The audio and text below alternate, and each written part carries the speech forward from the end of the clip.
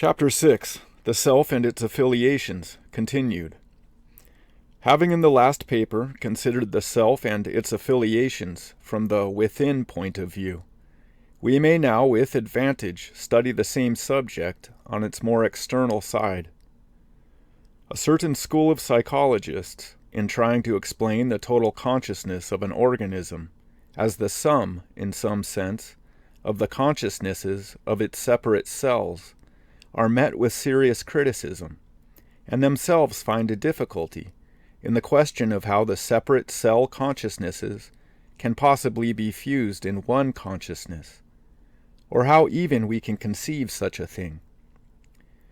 How can one cell know, it is said, what its neighbor feels, or fuse its neighbor's experience with its own? What kind of total ego is it that can possibly gather up the experiences of millions of lesser egos and render them one? And the difficulty is perfectly natural, and indeed insuperable, as long as the egos of the cells are held to be distinct and separate. But as soon as we see that, as suggested in the last chapter, that they may be the same, that they may be already one, the difficulty disappears. We have indeed arrived at the conclusion that all egos are finally the same, though differing little or much in aspect, in affiliation, in ramification, even as every twig on a tree dates back to the trunk and has a common life with the others, however different from them in aspect to the outer world, or in affiliation to its main stem it may be. And so it is not difficult to conceive of them as fusing their knowledge. Indeed, it is inevitable that they should do so. Let us consider for a moment the genesis of the body, human or other. The body grows from one cell, sperm, and germ united. The cell obtains nourishment from the organism of the mother in the higher creatures, and grows and splits into 2, 4, many, and then multitudes of cells, which dispose themselves into certain forms, the outlines of the growing creature. At the same time, the dividing and multiplying cells become differentiated from each other, and finally, in the human being, break up into some 30 well-marked varieties, according to their uses and functions in the complete organism.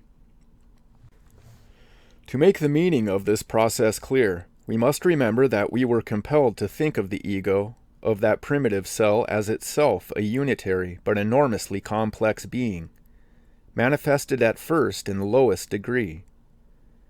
Then we see the multiplication and differentiation of that cell simply as the process by which the various complexities of its inner being are further manifested, their manifestations, no doubt, being sundered in the world of space, but their inner nature losing nothing of its original unity.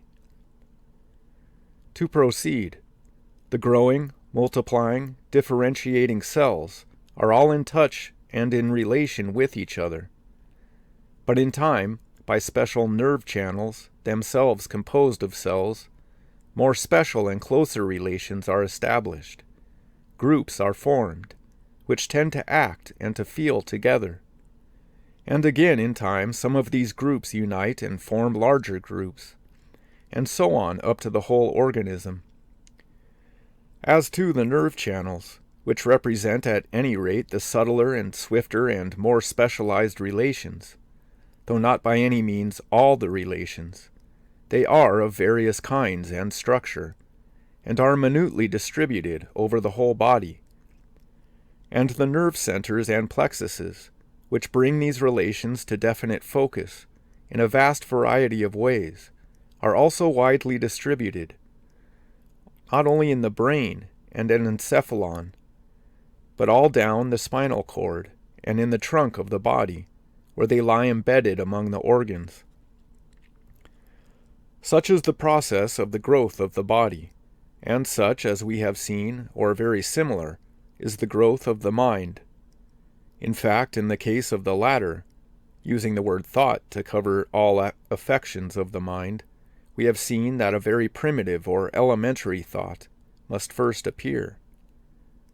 That this being fed and added to by the happenings of the outer world repeats itself and multiplies, and becomes differentiated into other nearly resembling thoughts, and that by degrees the ego groups these elementary thoughts into more inclusive thoughts, as when it groups a number of separate pulses into a musical sound, and then these group thoughts again into higher group thoughts, as when it groups musical sounds into melodies or harmonies. And as in this mental process we are compelled to think of the same ego, which underlies the total mind, or one of the higher group thoughts, as underlying also the more elementary thoughts, the same I that perceives the melody perceiving also the separate notes.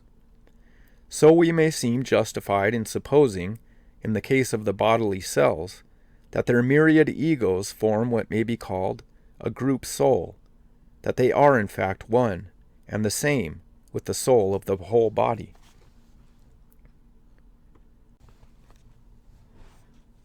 The difference is, of course, that in the simple cell, though the total ego is there, it is necessarily expressed only to a very simple and primitive degree, whereas in the groups of cells, especially when the latter have reached some degree of differentiation, it may be much more fully expressed. We can hardly refuse to think that not only complexity, but volume of feeling depends to some extent on the largeness of the group of cells concerned. Thus, in the great emotions, fear, anger, etc., it is obvious that vast multitudes of cells are agitated, whole organs affected, secretions changed, and so forth. But in pure thought or representation, where no emotion is concerned, as for instance in simply using the word fear, there is no sense of volume, and probably quite a few little cells in the brain, specially differentiated to express that simple concept, are all that is required. There is no feeling, probably, which carries with it more permanent volume, as well as a great degree of complexity, than that of selfness, and we may associate that with the supposition that, roughly speaking, all the cells of the body, though their instinct and self-preservation, if through nothing more complex, are concerned in it. I think myself, subject of course to correction, that it is a mistake to suppose that consciousness is limited to the cells in a certain portion of the brain. The hypothesis does at best sound very improbable. Certainly it is likely that the cells of the cortex are specialized in that direction, and particularly as representatives of the second stage of consciousness. But this would not imply that other cells, from which the cerebral cells have been differentiated, have not the same faculty, but in less degree. To even the simplest tissue cell one must credit sensibility, to the nerve cells higher sensibility, to others perhaps, as those of the sympathetic system, simple consciousness, to the brain cells or groups of self-consciousness, and there must be many cells or groups which represent those higher orders of consciousness, of which we are occasionally aware. That there is a diffused consciousness all through the body, I think anyone who attends to the subject will feel persuaded, and that, in some sense, independent of the brain. It is, in fact, the primitive consciousness out of which the more complex brain consciousness has been evolved, and it links on to that subliminal region of the mind, of which we have heard so much lately, the vast, quote, fringe of thought and feeling which surrounds our ordinary consciousness, which never comes quite into the full light of observation, and yet is always obscurely present.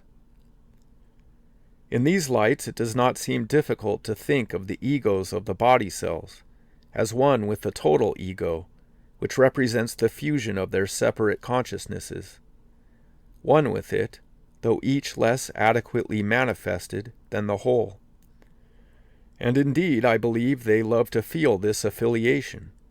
Dimly they are conscious of it, and it vitalizes them, presiding over and directing their activities. Now here we have to pause, for indeed if my conscious ego and the egos of all my body cells were in the condition of harmony suggested, all would be pancakes and cream. The state of affairs indicated in the former chapter, the art of creation, would be realized. These bodies of ours, and the bodies of other creatures, trees, plants, etc., would be the adequate manifestations, so far, of their respective egos, and would be the forms under which we should apprehend the expression of our own and other minds. Yet clearly this is not so. I and my cells fall out to some extent. They do not always do or say what I want. There are confusions, as well as fusions, alterations, and alternations of personality. My body is not altogether an embodiment of my mind, at any rate of that mind of which I am preponderantly conscious. What is the cause of this discrepancy, or of these discrepancies? This leads us on to further considerations.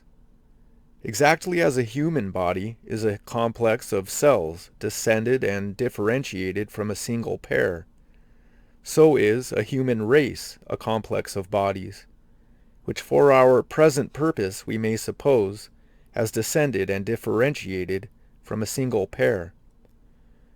I am not alluding to Adam and Eve especially as progenitors of the whole human race, but rather, in order to gain clearness, to smaller tribes and peoples, such as the Maoris, or the Apache Indians, or the old Israelites, much interrelated and in many cases descended from a very few progenitors, if not actually, as their traditions often relate, a single pair. Such a race has all the characteristics of an organic being. It has its well-marked customs, instincts, religion, ideals, external habits of life, grade of mental development, and so forth. It has its individual members, its groups and larger groups, culminating in the whole tribe or race as an entity, just the same as the cells with regard to the human body. And it has its phases of emotion and belief and action, its patriotisms, religions, and warlike and other enthusiasms, belonging to it only as a whole, and called forth somehow by the sentiment of the whole. Crowds are sometimes accessible to a very lofty morality, says a French writer, a much loftier one indeed than that of which the isolated individual is capable. And anyhow we see that societies, not only of bees, as Maeterlinck has shown, but of all creatures up to man, have qua-societies, a life of their own inclusive of, and superadded to, that of their individual members.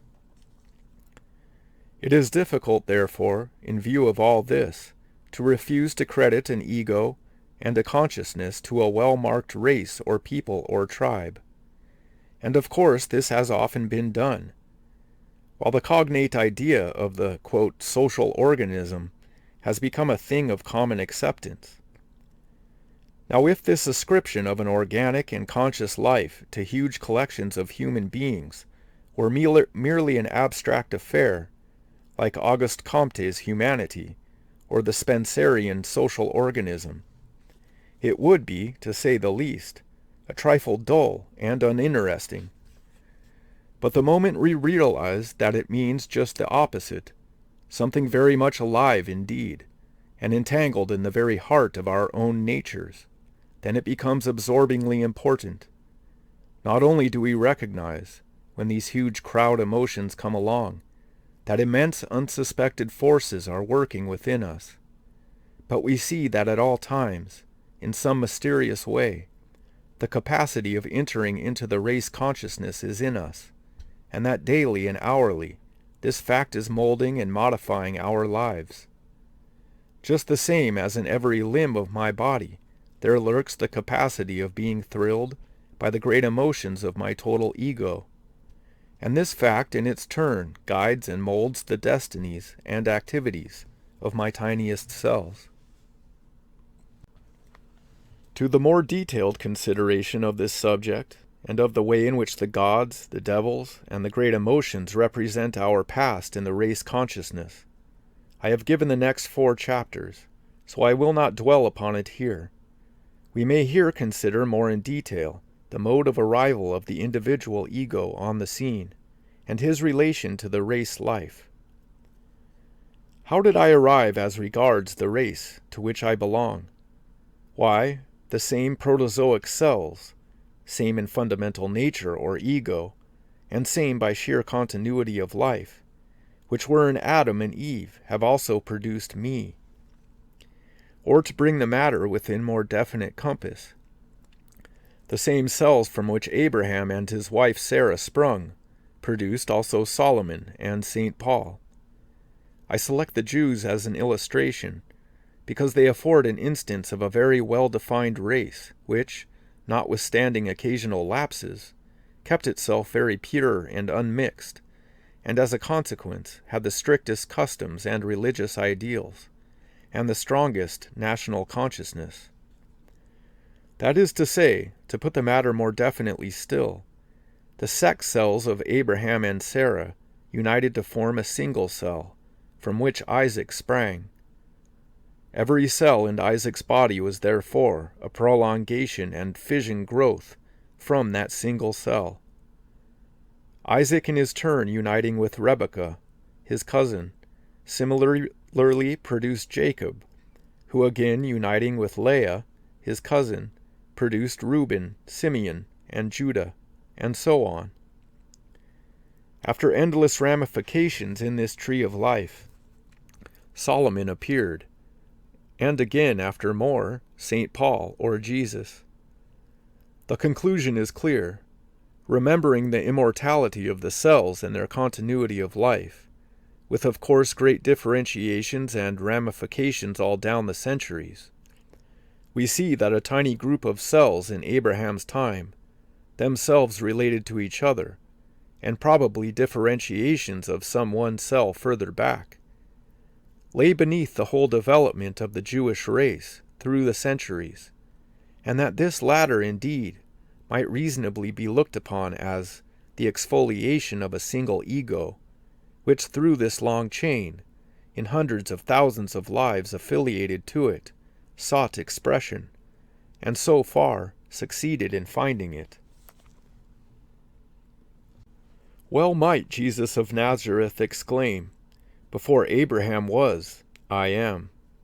His consciousness, the consciousness of his own being, had reached that depth at which it had become united with the consciousness of the race, and in using those words he merely stated a fact which he felt within himself and knew to be true.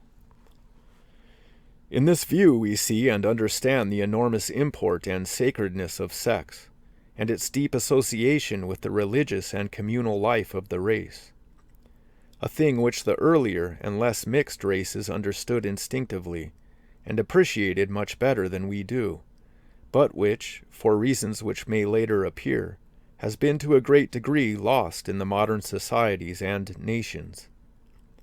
The sex cells, conserved and perpetuated by each organism, and passed on with fervent care from generation to generation, are the most central and potent and least differentiated of all the cells of the body, the other cells losing their reproductiveness in proportion as they are more and more differentiated.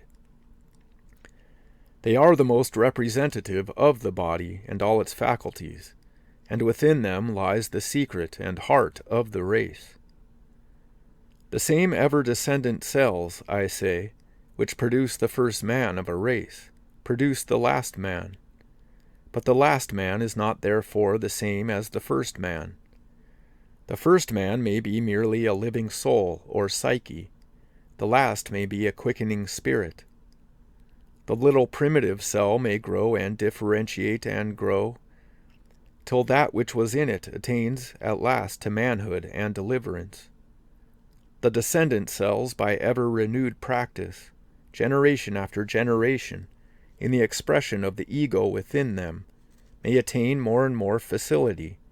The art of building up the body, tentative at first, by repetition becomes easy, and if the potency of the cells continues, which without a crossing of the strain with another race, or branch of the great ego, does not always take place, the race in question may reach a high level of development.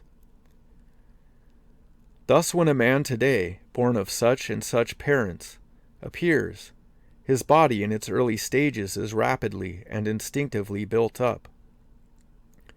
These stages summing up and embodying the evolution of the race behind it.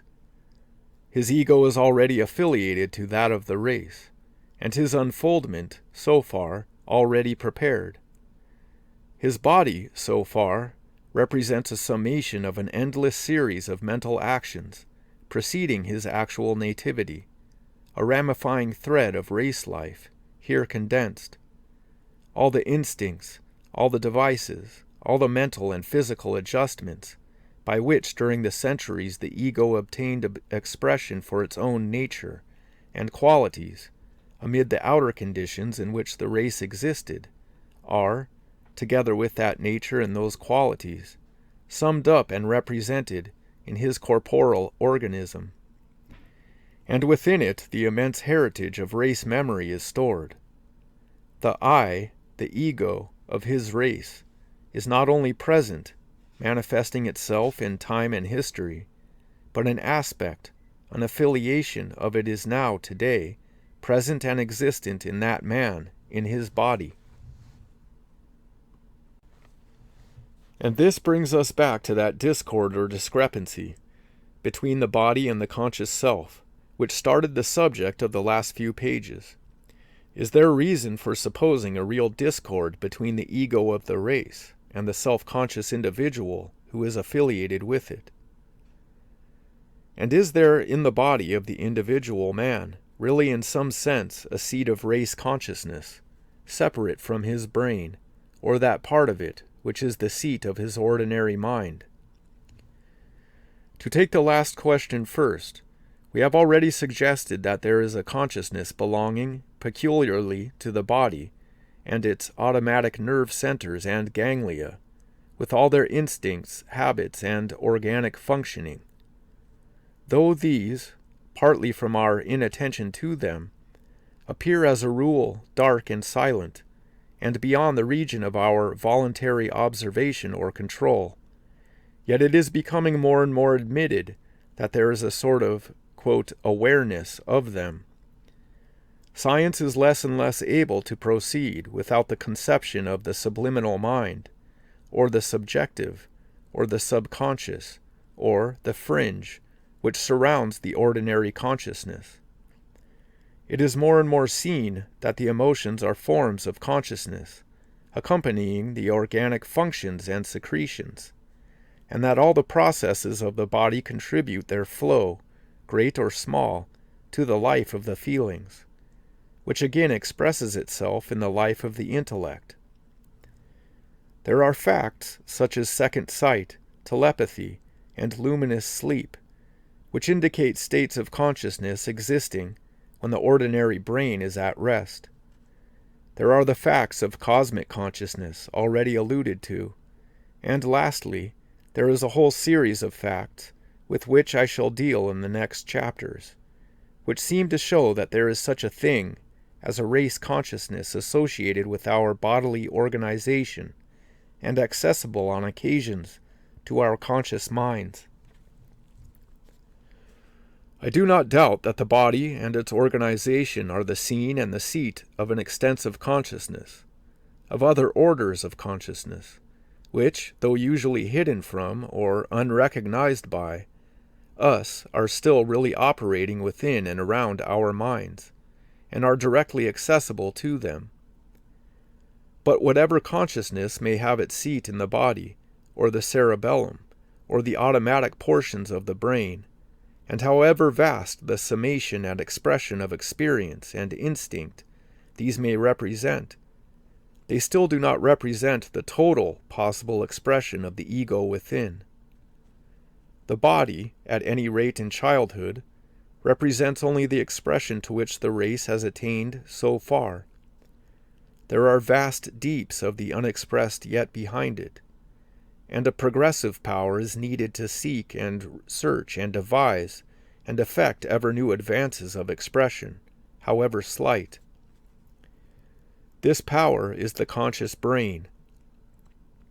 It is the function of the brain to be continually making new combinations, in which the whole feeling nature can find satisfactions. In other words, to be continually extending the area of expression of that nature. Ever new thoughts, ever new adjustments, ever new combinations. It consciously forms which, as they are finally accepted and grow habitual, fall back into the so-called unconscious mind of the organism, and are replaced by new purposive endeavors. The conscious mind is the pioneer of progress. If we take it as represented by the brain, and if we take the subconscious hereditary mind to be in the main represented by the great sympathetic nerve system, then the discord or discrepancy to which we have alluded is that between the conscious and the subconscious minds, between the brain and the great sympathetic. The discord is, to a certain extent, the progress, and therefore we need not look upon it as bad. It is easy to imagine, and common to observe, that a considerable and rapid mental advance may bring us into conflict with our hereditary thought and habits. Nevertheless, such conflict is uncomfortable and must not be allowed to continue long, at risk of mental or bodily disease. It may indicate either that the hereditary attitude has to be modified, or possibly, on the other hand, that a mental position has been rashly taken up, which may have to be abandoned or altered. The brain may be at fault, or, on the other hand, the great sympathetic may be. Diseases are not unfrequently the clearing and expiation of this conflict, and in that sense they too are not always to be regretted, nor necessarily to be looked on as retrogressions. But this subject, which is a large one, cannot be fully considered here.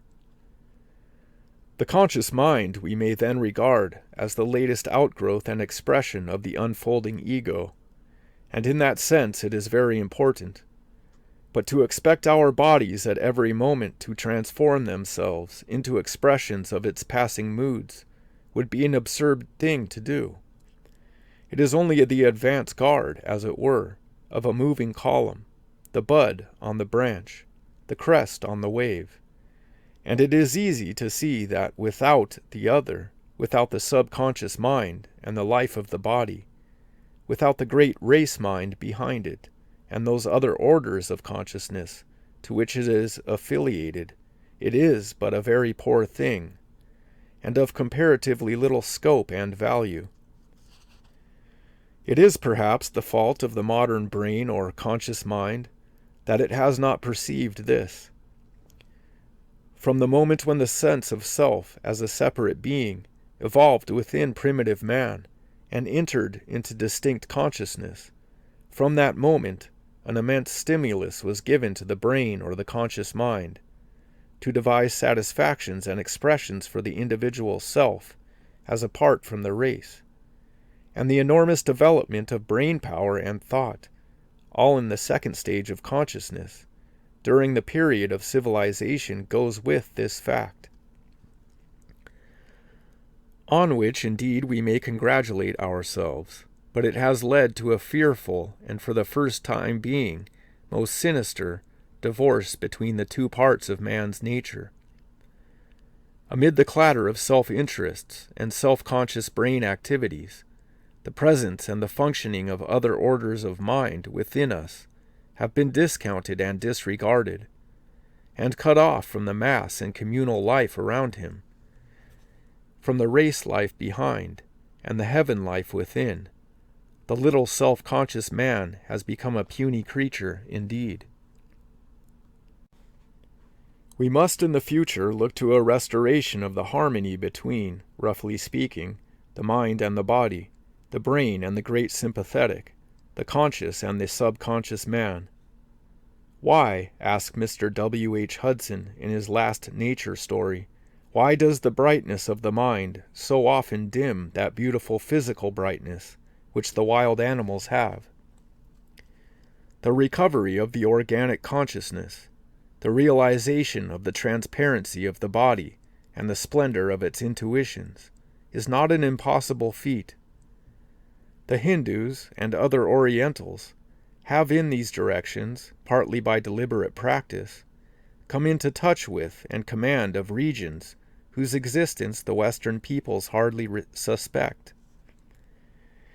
In the West, the modern upgrowth of woman and her influence will ere long make possible a humanity which shall harmonize even in each individual the masculine and the feminine elements, and bring back at last the brain and the self-conscious mind into relation with that immense storehouse of age-long knowledge and power which is represented by the physical body in the individual, as it is represented by the communal life and instinct in the mass people. Thus, finally, looking back on what has been said, we see that the whole of creation falls together into expressions of the one endless, boundless, fathomless self, and its myriad affiliations, expressions reached by infinite divisions into, and differentiations, fusions, and concatenations of the primitive elements of consciousness. Cells, plants, lichens, mollusks, fish, quadrupeds, bee and insect swarms, birds, planets, solar systems, races of men and animals, societies, organisms far stretching in time as well as in space, all illustrate this conception.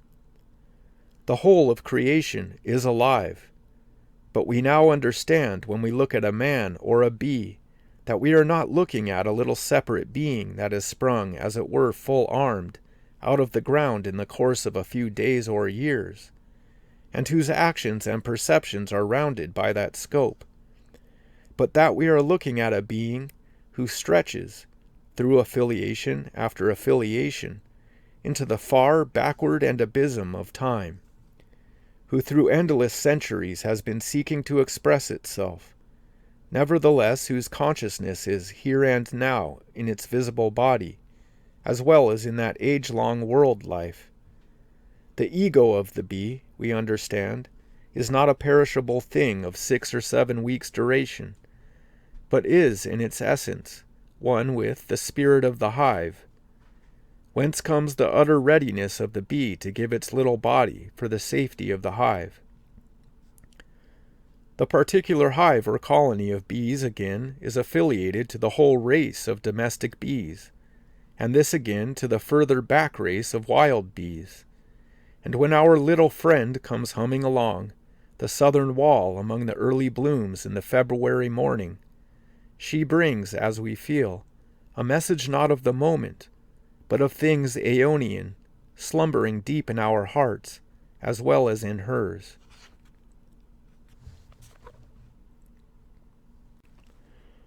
This aliveness of all nature, and its derivation from one absolute and eternal self, must be realized, and if at times the multiplexity of egos, as of gnats in the summer sunshine, in myriad procession and endless turmoil, seems appalling and fatiguing, then at other times their fusion and affiliation with each other into larger and grander beings of comparative fewness seems consoling, and even the conclusion of their ultimate oneness may bring a sense of immense majesty and calm, which, if it should be touched with melancholy, would lead us back quite naturally to the multiplexity again. We may envisage the matter as we like, and according to our mood, sufficient that it is a fact which we have to realize, we may say the fact of the universe. Let us return for a moment to the elementary act of knowledge or perception, from which we started 4 chapters back. I came to the gate of a wood, and see before me the massed foliage and congregated stems. It seems a little matter, but within that simple act sleep the immensities. I am an artist, and the light and shade and color attract me, rousing emotions which I do not analyze. The whisper of the leaves and the songs of the birds wake far-back feelings dating from ancestral ages. I am a woodman, and I see the size and quality of the timber, all the adjuncts of woodcraft, the brushing, the peeling, the felling, and the hauling with the horses, rustle around me, and dim visions rise of the log cabins or wattled huts in which my forefathers lived. The mystery in either case, and the wild life of the woods are there, though unseen, and the instincts which led the Britons to seek them for a cover and refuge, or the Druids to hold their worship among them. All these things are present somehow in that act of perception, and so are the far remembrance of fear and primitive terror, the vision of nymphs and wood gods, and things deep down in the life of the animals, and of the trees themselves, or even in the life of the planet. A wonderful aura and halo surrounds that little scene from the gate, and is latent in its every detail. The young moon sails above in the pure sky of evening, and an immense peace, as of some eternal being, descends, folding in silence the soul of the onlooker. The knowledge of our unfathomable life is implicit in every least act of perception, nor does it bar the expression of our most determined individuality. Nay, it needs this for its expression. It stands revealed and manifest in the words and actions of humanity's best-loved children. Quote, "Afar down I see huge first nothing. I know I was even there. I waited unseen and always, and slept through the lethargic mist, and took my time, and took no hurt from the fetid carbon. Long I was hugged close, long and long. Immense have been the preparations for me, faithful and friendly the arms that have helped me. Cycles ferried my cradle, rowing and rowing like cheerful boatmen. For room to me stars kept aside in their own rings." So says Whitman of the past, and we need not doubt his word, and again of the future. It avails not time or place, distance avails not.